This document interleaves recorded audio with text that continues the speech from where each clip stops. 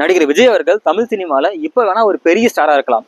ஆனா அவர் ஆரம்ப காலகட்டங்கள்ல நல்ல படம் அமையாம ஒரு பயங்கரமான ஸ்ட்ரகிள் இருந்திருக்காரு. ஏன் கிட்டத்தட்ட 12 படங்கள் சரியா அமையாம அப்படியே ஒரு நடிப்பு காமெடி அந்த மாதிரி போயிட்டு இருந்தது. ஆனா முதல் முறையா அவர் ஒரு நடிகரா மக்கள் மத்தியில பிரபலப்படுத்தின படம்னு பார்த்தா பூவே உனக்காக தான்.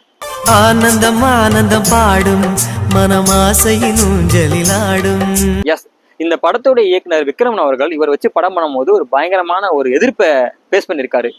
கதாநாயகனா விஜய் சூஸ் பண்ணதுக்கும் கதையில கிளைமேக்ஸ்ல சில காட்சிகள்லாம் மாத்த சொல்லி தயாரிப்பாளர் பக்கம் பயங்கரமான அழுத்தம் இதெல்லாம் அட்ஜஸ்ட் பண்ணி பொறுத்து கேட்டு விஜய் வச்சு படம் பண்ணி விஜய மக்கள் மத்தியில ஒரு மிகப்பெரிய நடிகரா அறிமுகப்படுத்திருக்காரு விக்ரம் அவர்கள். என்னதான் 12 படம் பண்ணியிருந்தாலும் இந்த படம் தான் விஜய்க்கு ஒரு மிகப்பெரிய பிளாக் பஸ்டர் ஒரு ஃபேஸ் கொடுத்துனே சொல்லலாம். சரி, இந்த படம் உருவாகும் போது நடந்த சுவாரஸ்யமான சில விஷயங்கள்லாம் உங்களுக்கு ஷேர் பண்ணிக்க ஆசைப்படுறேன்.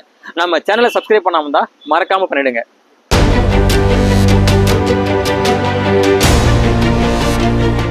பூவே உனக்காக இந்த படத்தோட கதையை ஒரு வரியில சொல்லணும்னா, நாயகன் ஒரு பொண்ணு மேல ஆசைப்படுறாரு. ஆனா அந்த பொண்ணு நாயகனை விரும்பாம இன்னொரு பையனை விரும்புது.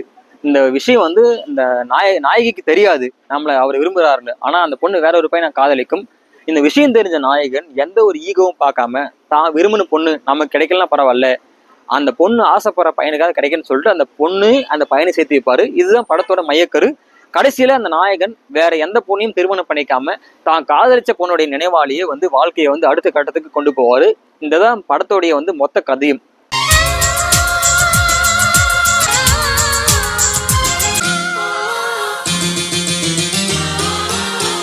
என்னதான் தமிழ் சினிமா நிறைய படங்கள்ல காதலனுக்கு காதலி கிடைக்கலாம் இன்னொரு பொண்ணோட சேர்ற மாதிரி காட்சிகள் அமைச்சிருப்பாங்க. ஆனா ஒரு வித்தியாசமான ஒரு திரைக்கதையை ஹேண்டில் பண்ணி அதை வெற்றியும் பெற்றிருக்காரு இயக்குனர் விக்ரமன் அவர்கள்.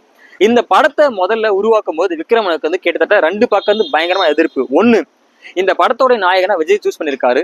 ஆனா இயக்குனர் விக்ரமனுடைய நெருங்கிய வட்டாரங்கள்லாம் சொல்லியிருக்காங்க, விஜய் இந்த படத்துக்கு செட் ஆக மாட்டாரு, ஒரு மெச்சூரான ஆக்டரா பாருங்க.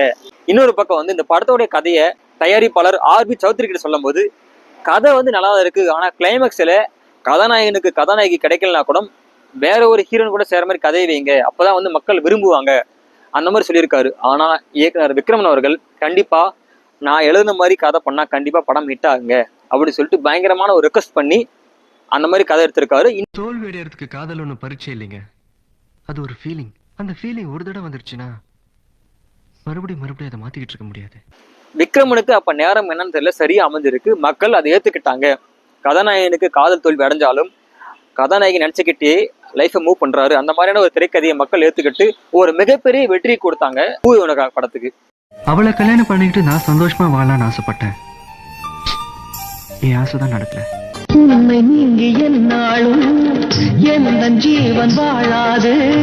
இந்த படத்துக்கு அப்புறம் தான் நடிகர் விஜயோடைய வாழ்க்கை வரலாறு வேற லெவல மூவ் ஆச்சு சினிமா இண்டஸ்ட்ரியில.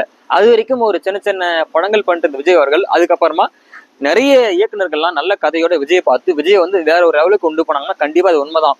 இன்னைக்கு விஜய் அவர்கள் ஒரு மிகப்பெரிய ஸ்டாரா இருக்காருன்னா அதுக்கு அஸ்திவாரம் போட்டவர் இயக்குனர் விக்ரமன் அவர்கள் தான். கண்டிப்பா அவருக்கு ஒரு மிகப்பெரிய பாராட்டுகள். இந்த படத்துக்கு ஒரு மிகப்பெரிய பேக் போன்னு பார்த்தா இந்த படத்தோட இசையமைப்பாளர் எஸ். ராஜ்குமார் அவர்கள். ஆனா 90s காலகட்டங்கள்லாம் ஒரு மிகப்பெரிய ஒரு அழகான நிறைய காதல் மெட்டுக்களை கொடுத்த ஒரு இயக்குனர் தான் அது எஸ். ராஜ்குமார் அவர்கள் தான். ஆயிரம் ஆயிரம் காலம் இந்த ஞாபகம் பூமழை தூவும். இந்த படத்திலையும் சொல்லாமலே யார் பார்த்தது, மச்சினிச்சு வர நேரம் மண் மணக்குது, அப்புறம் கிளைமேக்ஸ்ல விஜய் பாடம் வரல, ஆனந்தம் ஆனந்தம் பாடம், இந்த பாடல்கள்லாம் இன்னைக்கு வரைக்கும் ஒரு பெரிய ஃபேன் பேஸ் இருக்குன்னா கண்டிப்பா அது உண்மைதான்.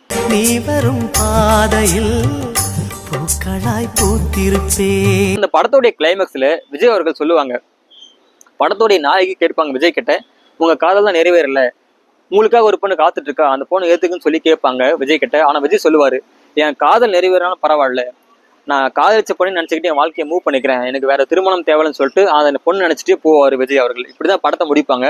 இந்த கிளைமேக்ஸ் காட்சியில விஜய் பேசுற வசனங்கள்லாம் இப்போ வரைக்கும் நிறைய பேருடைய ஃபேவரட் சொல்லலாம். அவளாவது ஆசைப்பட்டவனை கல்யாணம் பண்ணிக்கிட்டு சந்தோஷமா வாழ்க்கை. நீ என்னை சேர்ந்திடும் வரையில் இதயத்தில் சுவாசங்கள் இல்லை. இது மாதிரி நிறைய ஸ்ட்ரகிள்ல கிராஸ் பண்ணி தான் இயக்குனர் விக்ரமன் அவர்கள் இந்த படத்தை எடுத்திருக்காரு. ஒண்ணு, விஜய் நடிக்க வைக்கிறதுக்கு பயங்கரமான எதிர்ப்பு, இன்னொரு பக்கம் கதையில் நிறைய மாற்றம் பண்ணணும்னு சொல்லி பயங்கரமான இப்படி இந்த மாதிரியான சில நிறைய ப்ரெஷரை ஃபாலோ பண்ணி அதை கிராஸ் பண்ணி ஹிட் கொடுத்திருக்காரு விக்ரம் அவர்கள். தங்கிய நெஞ்சில் யாருக்கும் இடமே இல்லை. இதுல இருந்து என்ன தெரியுதுன்னா, நம்ம ஒரு படம் நல்ல ஒரு அருமையான திரைப்படம் உருவாக்க போறோம்னா அதுக்கு கண்டிப்பா நிறைய எதிர்ப்புகள், நிறைய பின்விளைவுகள் வரும், மோசமானது இருக்கும். இதெல்லாம் நம்ம வந்து ஃபேஸ் பண்ணா மட்டும்தான் அந்த நல்ல படைப்பை கொடுக்க முடியும்னு அழகா ப்ரூவ் பண்ணியிருக்காரு இயக்குனர் விக்ரமன் அவர்கள். கண்டிப்பா அவருக்கு மிகப்பெரிய பாராட்டுகள். யாரா இருந்தாலும் இந்த படம் பார்த்திருந்தா உங்களுக்கு இந்த படம் எந்த அளவு பிடிக்கும், இந்த படத்தை விஜயோடைய கேரக்டர் எந்த அளவு இருந்திருக்கு, எவ்வளவு ஸ்ட்ராங்கா இருந்திருக்கு. ஏன்னா விஜய்க்கு முதல் முறையா நடிகரா அறிமுகப்படுத்தின பிரபலமான படம் பார்த்தா பூவி உனக்காக தான். உங்களுக்கு இந்த படம் பிடிச்சிருந்தா மறக்காம கீழே கமெண்ட் பண்ணுங்க. இது மாதிரியான சுவாரஸ்யமான வீடியோக்கெல்லாம் தொடர்ந்து பார்க்கணும்னா நம்ம சேனலை மறக்காம சப்ஸ்கிரைப் பண்ணுங்க.